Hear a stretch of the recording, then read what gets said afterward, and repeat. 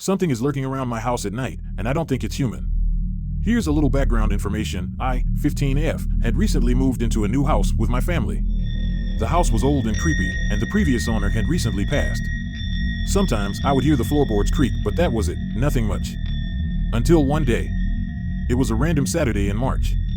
My parents both worked night shift. I had ordered DoorDash because I didn't feel like making food that night. I sat down on my couch and watched my favorite crime documentary while I waited for the food, so I had already been on my toes. I hadn't realized how dark it had gotten. Finally, my doorbell rang after what felt like an eternity. And my phone lit up with a notification showing that my food was here. I paused my show, got up, and walked to my front door. I picked up my food and waved goodbye to the delivery man. Suddenly, the door shuts behind me. I had forgotten to prop it open with something. And to my demise, my door automatically locks when it closes. I was locked out. I had to go around my house to the porch door. I was halfway there when I heard it. Bells, like the bells you would hear on Christmas Day. I turned to face my mom's car, and that's when I saw it. A shadowy figure running around my property at an unnatural speed. I managed to get my phone out of my pocket. I turned on my phone flashlight and pointed it in the figure's direction. It ran off. I bolted for the porch door, dropping my food all over. When I finally made it to the door, I was panting from exhaustion, but mostly fear.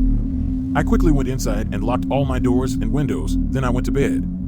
I told myself that I was just paranoid from the crime documentary and it would all be better after I get some sleep. I woke up the next morning from the sun shining on my face dimly through my window. I sat down with my family for breakfast. I told them about what happened the previous night. They didn't believe me.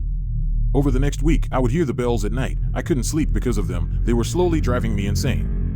Finally, I decided to invite a couple friends over to see if they could see it too. I never told them why I invited them over because I knew they would never believe me.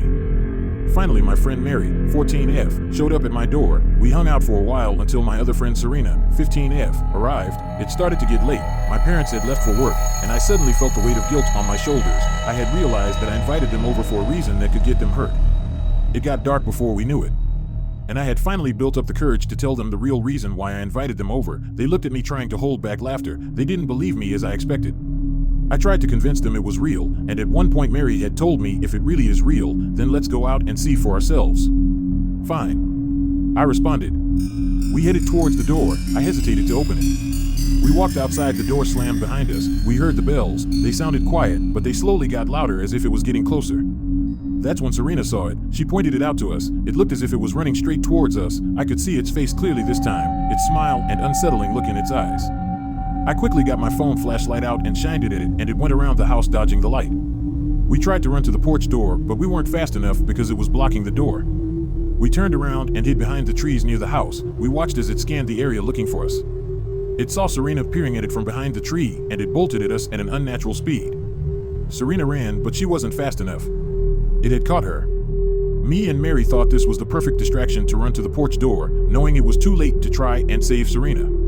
We got in and closed all the blinds and curtains. Mary started sobbing. I was too stunned to speak or even move. We heard the bells getting louder and louder and louder, circling the house, pounding on the windows. We waited for it to start getting light out. Finally, the sun started coming up. And my mom had returned from work. We had told her what happened that night, what happened to Serena.